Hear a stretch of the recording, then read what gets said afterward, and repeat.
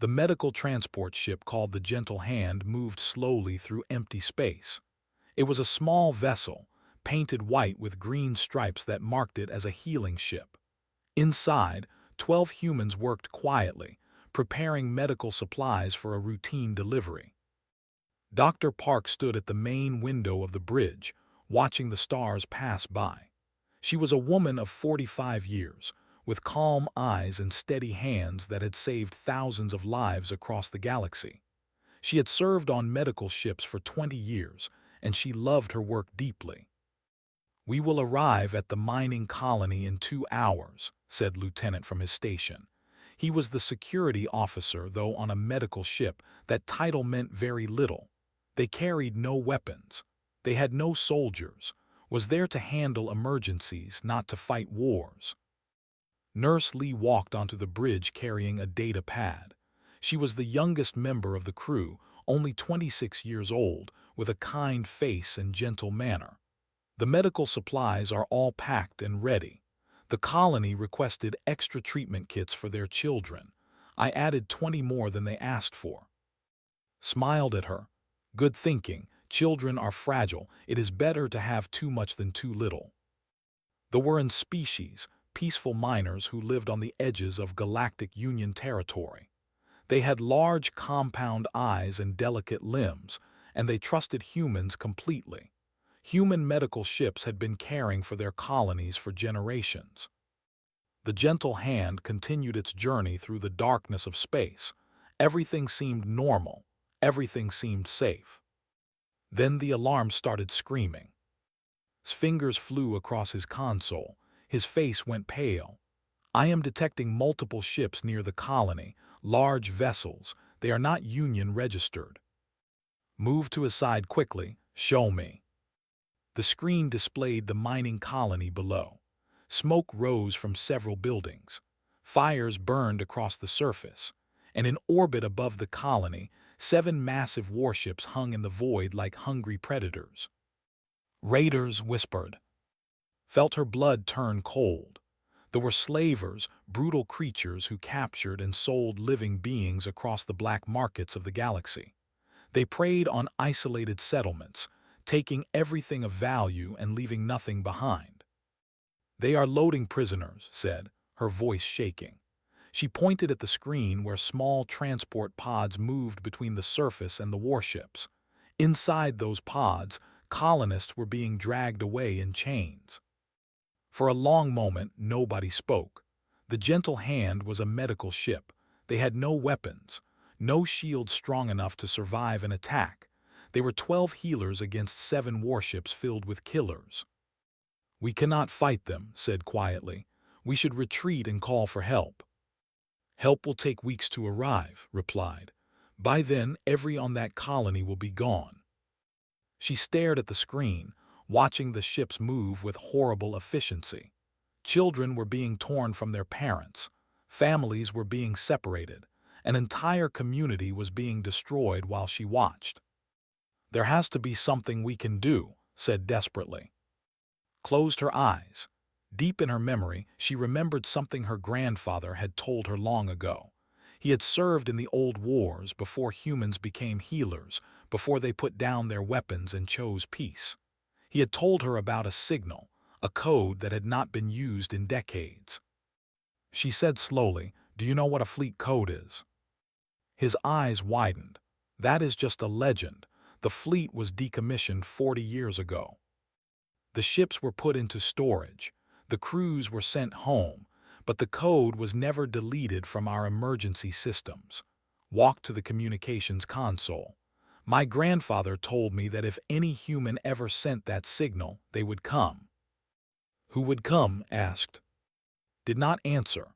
She entered a series of commands that she had memorized as a child, codes that her grandfather had made her repeat until she would never forget them.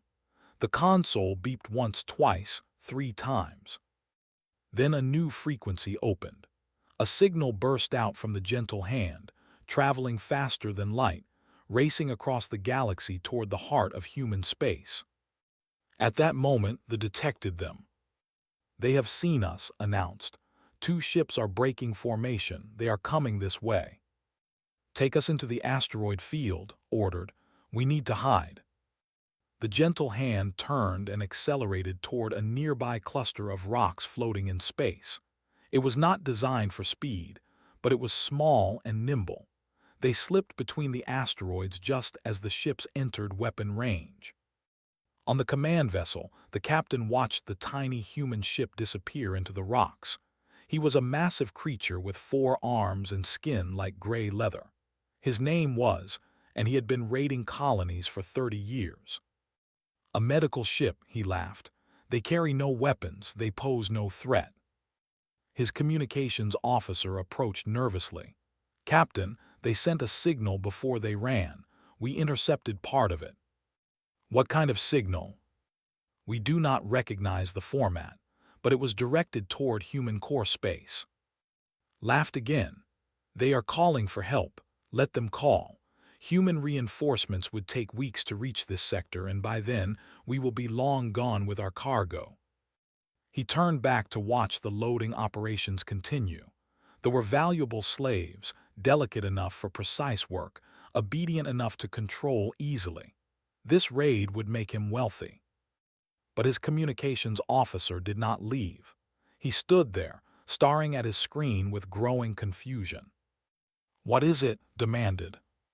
"Captain, I have seen this signal format before, in old records, very old records." The officer looked up with something strange in his eyes. "It is called a fleet code." Did not know what that meant. He did not remember the old wars. He had never heard the stories that older species told their children to frighten them. He did not know why his communications officer suddenly looked so afraid.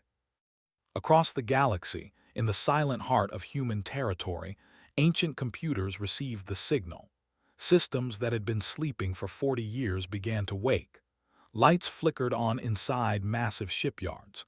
Engines that had been cold since before was born started to warm. And in a peaceful garden on a quiet human world, an old man's communicator began to ring.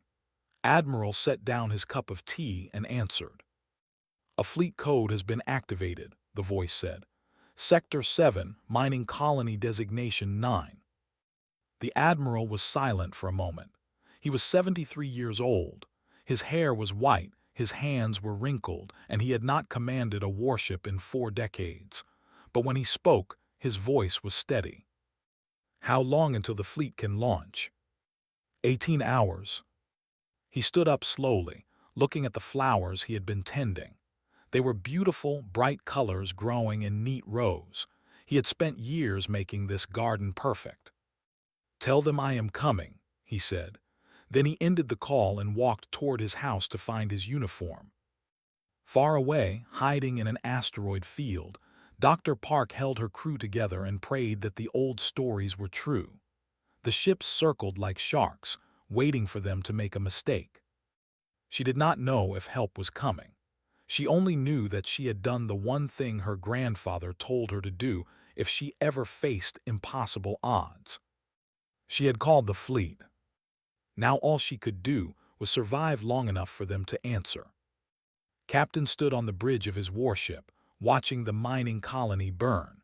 His crew worked efficiently below, loading captured into transport pods. The operation was almost complete. "How many have we collected?" he asked his lieutenant. 3,200 slaves, Captain. The colony is nearly empty." Smiled with satisfaction. This raid had been easier than expected. They had no weapons, no defenses.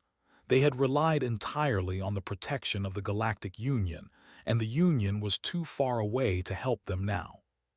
"What about the human ship?" he asked. "Still hiding in the asteroid field. They have not moved for 6 hours." Cowards laughed. Humans are weak creatures. They hide behind their medicine and their kindness. They have forgotten how to fight. He believed this completely. In his 30 years of raiding, he had encountered humans many times. They always surrendered. They always begged. They never fought back. But far across the galaxy, in the council chambers of the Galactic Union, older and wiser beings remembered a different truth. Was a tall being with silver skin and eyes like deep pools of water. She had served on the council for over a century, and she remembered things that younger species had forgotten. When the report of the fleet code reached her, she dropped the document she was holding. "This cannot be correct," she said quietly. The messenger bowed respectfully. "The signal has been confirmed. A human medical ship activated a fleet code in Sector 7. The Terran response fleet is mobilizing." A closed her eyes. Around her, other council members looked confused. Many of them had never heard of the fleet. They were young species, born after the peace treaties, raised in an era where humans were known only as healers and traders. "What is the Terran response fleet?" asked a young from a species that was only 2 centuries old. I did not answer immediately. She walked slowly to a window that looked out over the beautiful capital city below. For a long moment, she simply stared at the peaceful buildings and the ships moving through the sky. 60 years ago," she finally said, "humans were not healers, they were warriors." The young looked shocked. "Humans, but they are so gentle, they build hospitals, they train doctors, they have no military." "They have no military because they chose to stop fighting, but that choice came after the war." I turned back to face the council. I was young then, but I remember. A coalition of slaver empires decided that human colonies were easy targets. They attacked 17 human worlds in a single month. "What happened?" A's voice became very quiet. "The humans responded. They built a fleet unlike anything the galaxy had ever seen.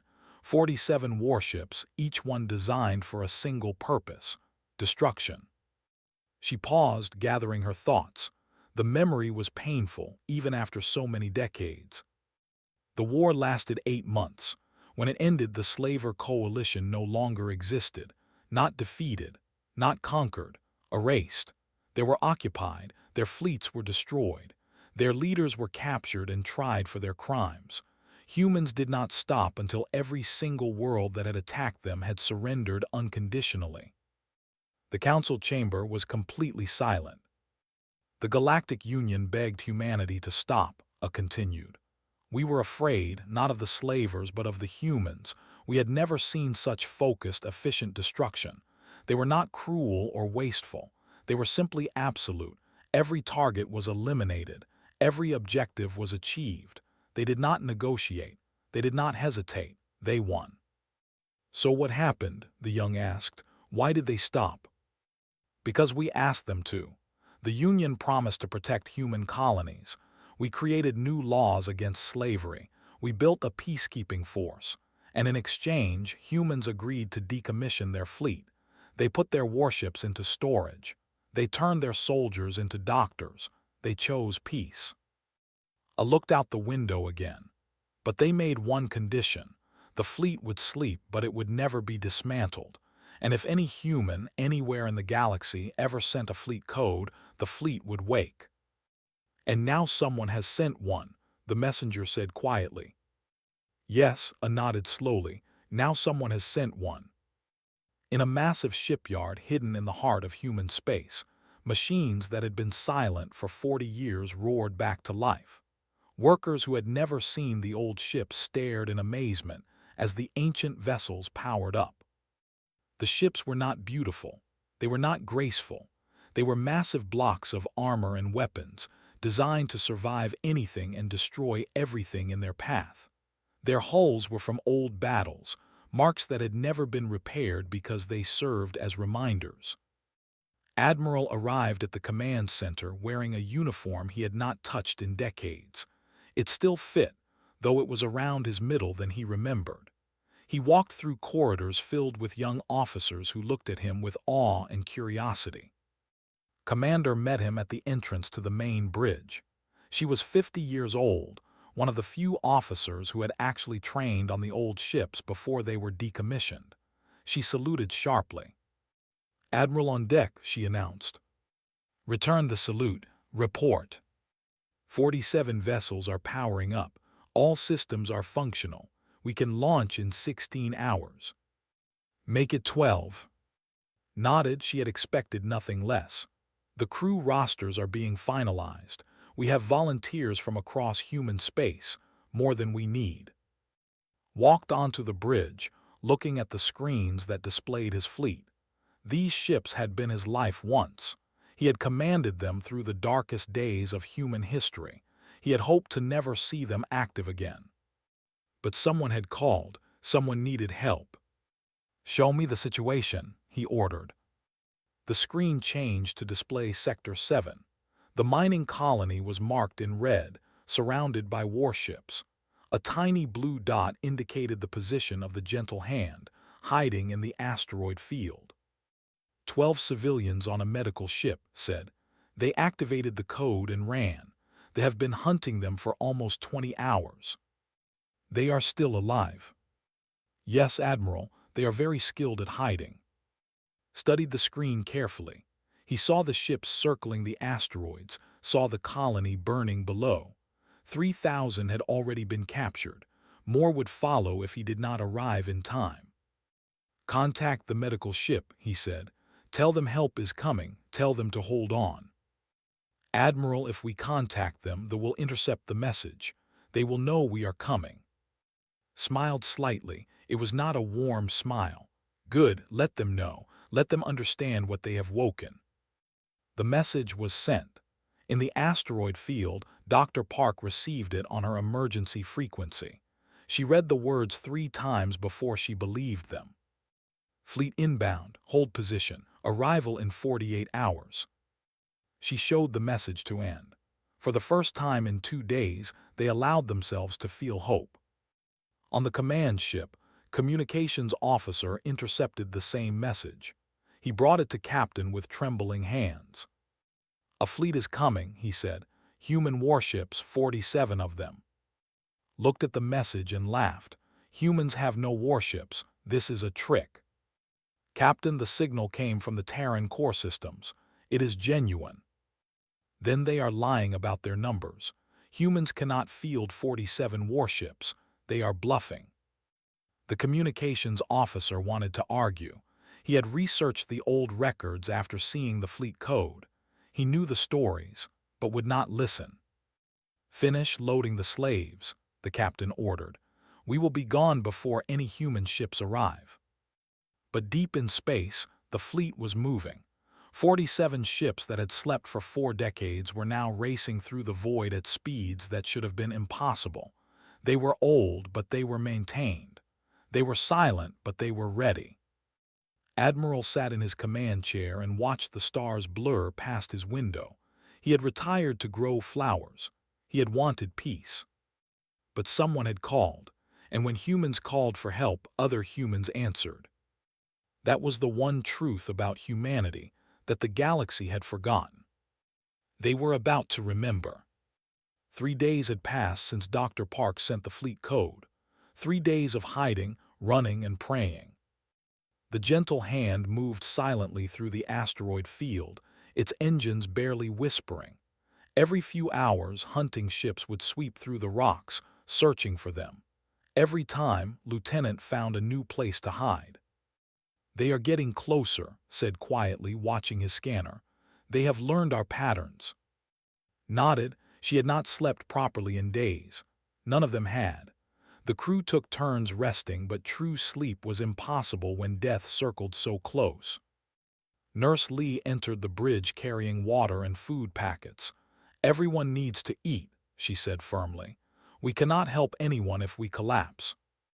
Accepted the water gratefully. Was right. They needed their strength. During the 3 days of hiding, they had not been idle. Under cover of darkness, they had launched small supply pods toward the planet's surface. Medical kits, food, emergency shelters. Survivors who had escaped the initial raid were hiding in the mountains, and its crew was keeping them alive. It was dangerous work. Every launch risked detection, but refused to simply hide while innocent beings suffered below. They have stopped loading prisoners, reported. They finished yesterday, 3,400 slaves total. His face twisted with grief. All those families, all those children. They are not dead, said firmly. They are captured. There is a difference. Captured people can be rescued. She believed this with all her heart. She had to believe it because the alternative was too terrible to accept. On the command ship, Captain was growing impatient. The hunt for the human medical vessel had become an annoyance. His ships should be leaving, carrying their valuable cargo to the markets. Instead, they were chasing shadows through rocks. "Why do we care about 12 humans?" his lieutenant asked. "They cannot hurt us." "Because they insulted me," growled. "They sent a signal. They called for help. They think they can challenge the. I will not leave until I have their ship in my hands and their crew in chains." He ordered more hunters into the asteroid field. This time they would be thorough. They would check every rock, every shadow, every hiding place. In the asteroid field, scanner lit up with warnings. "Multiple contacts. They are sweeping the entire field. We cannot avoid them all." Looked at the screen. Red dots surrounded them on all sides. They had finally committed their full hunting force. There was nowhere left to run. "We knew this might happen," she said calmly. "Prepare the crew. We will surrender peacefully." "Doctor, we cannot," protested. "They will make us slaves. They will separate us." "They will not kill us. Medical staff are valuable. As long as we are alive, there is hope." Opened his mouth to argue, but before he could speak, every light on the bridge went out. For one terrifying moment, they floated in complete darkness. Then the emergency lights flickered on, casting everything in red. "What happened?" demanded. Checked his console. His face went pale, then flushed with something that looked almost like joy. "The ships have stopped moving, all of them. They are receiving a transmission." "From where?" "From directly behind us." Turned to look out the main window. At first she saw nothing but asteroids and stars. Then she noticed that some of the stars were moving, getting larger, getting closer. And then space itself seemed to tear open. Ships emerged from faster-than-light travel. Not one or two, dozens. They appeared in formation, spreading across the void like a wall of metal and fire. Each ship was massive, covered in armor plates and weapon systems. They were not elegant or graceful. They were designed for one purpose, and that purpose was war. Counted them as they arrived. 10, 20, 30, 40, 47. "The fleet," she whispered. "They came, they actually came." On the command ship, Captain stared at his screen in disbelief. One moment, space was empty. The next, 47 warships surrounded his fleet. His 7 vessels were suddenly outnumbered nearly 7-1. "What is this?" he demanded. "Where did they come from?" His communications officer was trembling so badly he could barely speak. "Human warships, Captain. The Terran response fleet." "That is impossible. Humans do not have warships." "They did. They decommissioned them 40 years ago, but they never destroyed them." A new transmission came through on all frequencies. The face that appeared on screen was old, wrinkled, with white hair and calm eyes. The human wore a military uniform covered in medals and symbols. "This is Admiral of the Terran Response Fleet," the human said. His voice was quiet, almost gentle. "I am addressing the vessels currently occupying 9. Found his voice. "You have no authority here, human. This is territory now. We have claimed it by right of conquest." "There is no such right," the admiral replied. "You have committed acts of piracy, enslavement, and violence against a protected species within Galactic Union territory. You will release all prisoners immediately. You will surrender your weapons. You will submit to arrest and trial." Laughed, though the sound was hollow. "And if I refuse?" "Then I will be forced to take action." "You would attack us. You would risk a war between humans and the Empire." The admiral's expression did not change. "The Empire has attacked civilians under human protection. The war began when you fired the first shot. I am simply here to finish it." Looked at his tactical display. The human ships had positioned themselves perfectly. They blocked every escape route. They had clear firing lines on every vessel. In seconds, they had achieved total tactical superiority. He was trapped. He knew he was trapped, but his pride would not let him surrender. "You are bluffing," he said. "Humans do not fight, humans do not kill. You have spent 40 years healing and trading. You have forgotten how to make war." Admiral smiled slightly. It was not a warm smile. "You misunderstand, Captain. We did not forget how to make war. We chose to stop making war. There is a difference." Words, empty words. "Very well. I will give you 30 seconds to begin releasing prisoners. If you have not by then, I will demonstrate that my words are not empty." Cut the transmission angrily. He turned to his bridge crew, who were staring at him with fear in their eyes. "Prepare weapons," he ordered. "We will not be intimidated by old men and ancient ships." His weapons officer hesitated. "Captain, their ships are charging energy weapons. They are targeting our engines." "Then we will strike first. Fire everything we have at their command ship." The fleet opened fire. Energy beams and missiles raced toward the human vessels. For a brief moment, felt triumphant. He had taken the initiative. He had shown the humans that warriors did not surrender. Then the human fleet responded. The defensive systems on the old warships came alive. Point defense weapons destroyed every missile before it reached its target. Energy shields absorbed the beam attacks without visible damage, and then the humans fired back. They did not aim to kill. They aimed to disable. With surgical precision, they targeted the engines. One by one, the ships went dark, their power systems destroyed, their weapons offline. The entire battle lasted 11 minutes. When it was over, all 7 vessels were floating helplessly in space, unable to move or fight. Not a single human ship had been damaged. Admiral reappeared on the screens. "Your fleet is disabled, Captain. You will now release all prisoners. Ground forces will be landing shortly to secure the colony. Do not resist. Further violence will not be tolerated." Sat in his command chair, unable to speak. He had been a raider for 30 years. He had fought countless battles against countless enemies, but he had never seen anything like this. The humans had not fought like warriors. They had fought like surgeons, cutting away exactly what they needed to cut, leaving everything else intact. It was terrifying. In the asteroid field, the crew of the Gentle Hand watched the battle in stunned silence, was crying, was laughing, simply stared at the fleet that had come to save them. "They came," she said again. "They really came." Her communicator beeped. A new message appeared on her screen. "Dr. Park, this is Admiral. Please prepare your medical team. There are many wounded who will need your help. Thank you for holding on. Thank you for calling us." Wiped tears from her eyes and straightened her uniform. There was work to do. There was always more work to do. But for the first time in 3 days, she was not afraid. The human transport ships descended through the burning atmosphere of 9. Inside them, soldiers checked their weapons and reviewed their objectives. They were the ground forces of the Terran Response Fleet, warriors who had trained for decades without ever seeing real combat. Until today.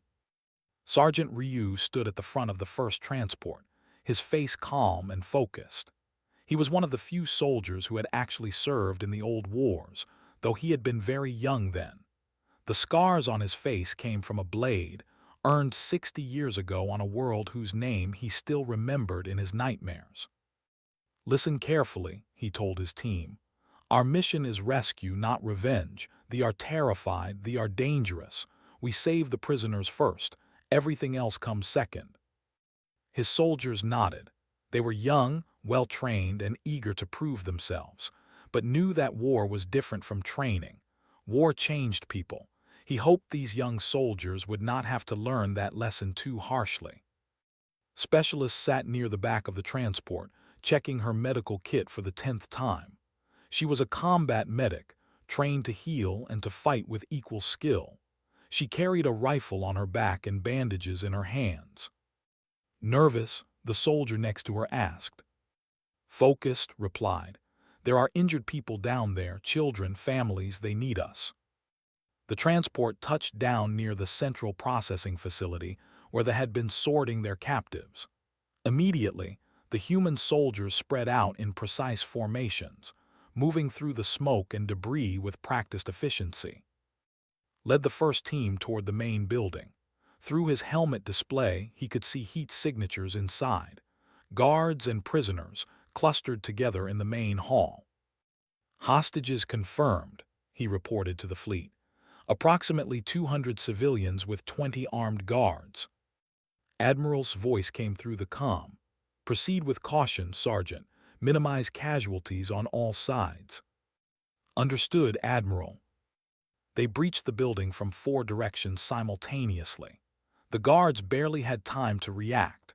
Human soldiers moved like shadows, appearing from doorways and windows, their weapons aimed with deadly precision. Drop your weapons, commanded in the language. Surrender now and you will not be harmed. Some guards obeyed immediately. They had seen what happened to the fleet above. They knew resistance was pointless, but others raised their weapons, either too proud or too stupid to accept defeat. The firefight lasted less than 30 seconds. When it ended, every resisting guard was down, either stunned or wounded. No civilians had been hurt. Rushed past the fallen guards toward the prisoners. They were huddled together, their compound eyes wide with terror. They had watched the take their families. They had expected to be sold into slavery, and now strange humans were bursting through the walls, carrying weapons and shouting orders. It is okay, said gently, kneeling beside a group of children. She removed her helmet so they could see her face. We are here to help you. You are safe now. One of the children, a small female with delicate wings that had been damaged in the raid, reached out and touched his hand. The touch was trembling, uncertain.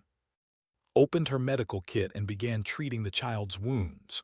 Her hands were steady and gentle. Around her, other medics did the same, moving among the prisoners, providing water, food, and comfort.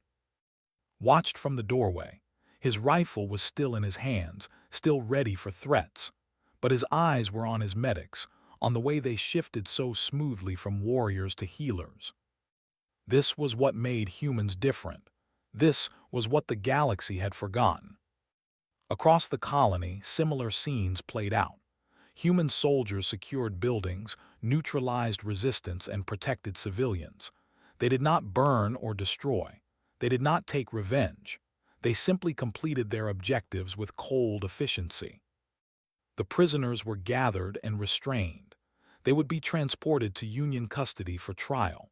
Their crimes would be documented and judged according to law. On the command ship above, Admiral monitored the operation from his bridge. Everything was proceeding as planned. They were being rescued. They were being captured. Order was being restored. Commander approached with a data pad. Admiral, the flagship is requesting communication. Captain wishes to negotiate. There is nothing to negotiate, replied. He will be tried for his crimes like the others. He claims to have information about other slaver operations. He wants to make a deal. Was quiet for a moment. He had seen this before. Slavers always tried to bargain when they were caught. They offered information, money, anything to escape justice. Tell him that his information will be extracted during interrogation. He has nothing to offer that we cannot take. He paused. But tell him also that if he cooperates fully, his crew will receive fair trials instead of being handed over to them for their own justice. Nodded and left to deliver the message. On the surface, Dr. Park had finally reached the colony. The gentle hand landed near the medical tents that human forces had established, and her crew rushed out to help with the wounded. The scale of suffering was overwhelming. Thousands had been injured, traumatized, separated from their families. But the human medical teams worked without rest, treating every patient they could reach. found herself working alongside specialists, treating an elder who had been beaten by guards. "You are the one who sent the signal," said as they worked. "The fleet code." "Yes," confirmed. "You saved all these people. If you had not called, we would never have known." Looked around at the wounded, at the burning buildings, at the soldiers and medics working side by side. "I almost did not send it. I almost decided it was just a legend, that nobody would come." "What made you change your mind?" "My grandfather, he served in the old wars. He told me that when humans make a promise, we keep it. The fleet was our promise. As long as that code existed, we would answer." Smiled. "Your grandfather was a wise man. He was a soldier like you," finished bandaging the elder's wounds. "But he always said that the hardest part of war was not fighting. It was stopping. It was choosing to heal instead of destroy." They worked in silence for a while, moving from patient to patient. Around them, the colony slowly began to stabilize. Fires were extinguished. Prisoners were reunited with families. Order emerged from chaos. Admiral came down to the surface in the evening. He walked through the medical tents, speaking quietly with wounded, thanking human soldiers and medics for their work. He found Dr. Park sitting alone near the edge of the camp, staring at the stars. "Dr. Park," he said, sitting down beside her, "how are you holding up?" "Tired," she admitted, "but grateful, so grateful. You did a brave thing, sending that code, hiding for 3 days, keeping your crew alive and helping the survivors." "I did what anyone would do." Shook his head. "No, you did what very few people would do. You risked everything to save strangers. That is not common, that is exceptional." Looked at him. This old man who commanded 47 warships. This legend who had retired to grow flowers and was now leading a battle fleet through space. "Admiral, can I ask you something?" "Of course." "Why did you come? I mean really come. You mobilized the entire fleet for 12 civilians on a medical ship. Why?" Was quiet for a long time. When he spoke, his voice was soft. "Because you called. That is the simple answer. But the deeper answer is this. 40 years ago, we put down our weapons because we believed the galaxy could be better. We believed that peace was possible. We chose to heal instead of fight." He paused. "But we also knew that some threats cannot be healed. Some evils cannot be reasoned with. So we kept the fleet. We kept the code. We made a promise that if anyone ever needed us, we would come. Even for 12 people. Especially for 12 people." He looked at her with ancient eyes. "If we only came for thousands, what would that say about the value of 12 lives? Every person matters. Every call is answered. That is the promise." Felt tears in her eyes. She wiped them away quickly. "Thank you, Admiral, for coming, for keeping your promise." Stood up slowly, his old bones protesting. "Thank you, Dr. Park, for reminding us why we made it." He walked away into the night, leaving alone with the stars. Above them the fleet hung in silent orbit, its weapons cooling, its crews resting. The battle was over. The rescue was complete. But the message had been sent. The galaxy had seen what happened when humans were pushed too far. They would not forget again. 2 weeks after the battle, the Galactic Union Council chambers were filled with representatives from 100 species. They had gathered to witness something unprecedented: the public trial of raiders for crimes against sentient beings. Captain stood in chains before the council. His arrogance was gone. His pride was broken. He had watched his fleet disabled in minutes, his soldiers captured without casualties, his empire's reputation shattered. Now he faced judgment. Read the charges: slavery, kidnapping, assault, murder, destruction of property, violation of protected space. The list went on for nearly an hour. When she finished, she asked, "How do you respond to these charges?" Said nothing. There was nothing to say. The evidence was overwhelming. Human ships had recorded everything. Every atrocity had been documented. The Empire has officially condemned your actions, continued. They have disavowed any connection to your fleet. You will receive no support from your. This finally drew a reaction, looked up shocked. They abandoned me. They had no choice. After the galaxy saw what the human fleet did to your ships, the Empire immediately sought to distance themselves from any conflict. They fear what might happen if humanity considers them an enemy. Lowered his head. He understood now. He had thought humans were weak because they chose peace. He had not understood that their peace was a gift, not a surrender. The trial continued for 3 days.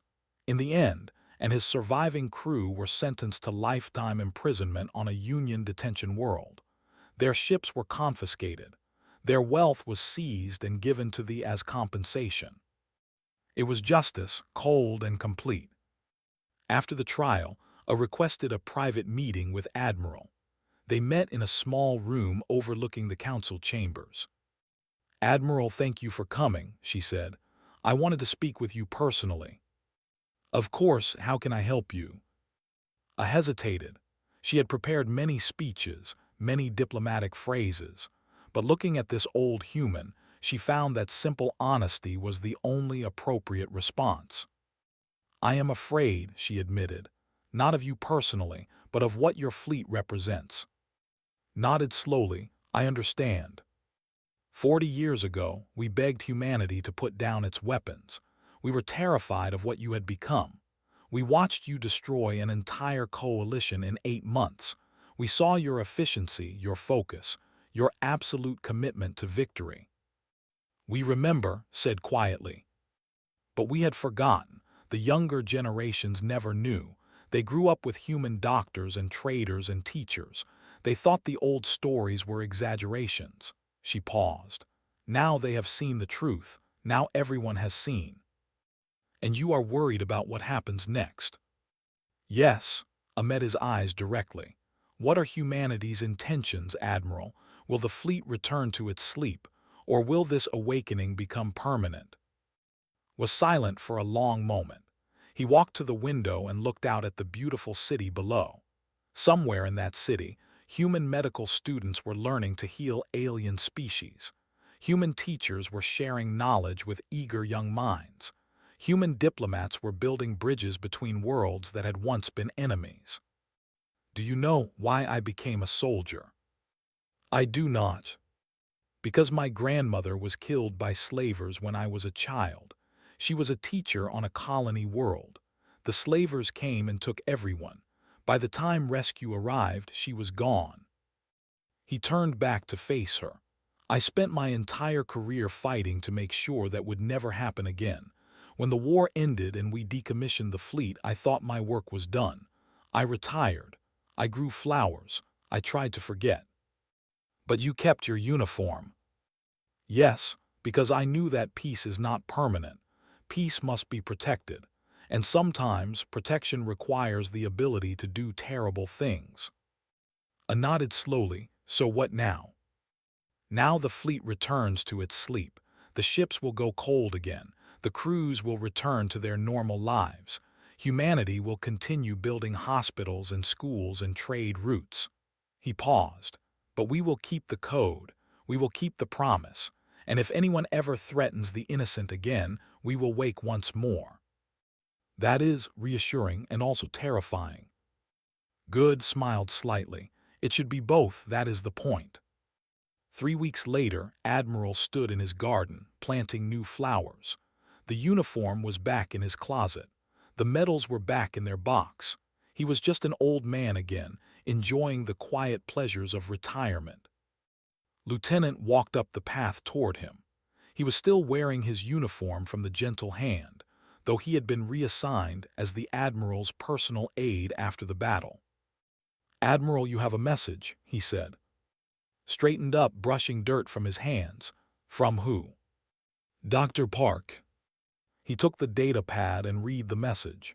It was short, just a few lines of text and an attached image. The image showed a young girl, the same child whose wings had been damaged in the raid. She was fully recovered now, standing in front of a human medical ship, holding a small human flag that Nurse Lee had given her. The message read, "She asked me to send this to you. She calls you the Star Grandfather. She says she wants to be a doctor like Nurse when she grows up. Thank you, Admiral, for everything." Stared at the image for a long time, waited patiently, saying nothing. Lieutenant finally said, "Do you ever wonder if we made the right choice, putting down our weapons, choosing peace?" "Sometimes," admitted. "War seems simpler, fight or die, no complicated moral questions. But then I see things like this." He nodded toward the image. "That child will grow up free. She will become a healer because humans inspired her. She will save lives because we saved hers. That is worth more than any victory in battle." Saved the image to his personal files. He would look at it often in the years to come, whenever he doubted whether humanity's choice had been the right one. "The fleet exists so that we can make choices," he said quietly. "So that we can choose peace instead of being forced into war. So that we can grow gardens instead of building weapons." He looked up at the sky, where somewhere far away, 47 warships floated in cold silence, waiting for a call that might never come. "That is why we sleep," he continued. "And that is why we wake, not for glory or revenge, but so that children can grow up to be doctors instead of soldiers." Saluted, "It is an honor to serve, Admiral." Returned the salute, then went back to planting his flowers. Across the galaxy, life continued. Medical ships traveled between worlds, bringing healing and hope. Schools taught young beings of all species to work together. Trade routes connected distant civilizations in webs of mutual benefit. And in the darkness of space, the fleet slept on, silent guardians of a peace that humanity had chosen and would always defend. They hoped the code would never be sent again. They hoped the ships would rust away into nothing, their weapons never fired, their crews never called. But if that day ever came, if another innocent voice cried out for help, the fleet would wake. Because that was the promise. And humans always kept their promises.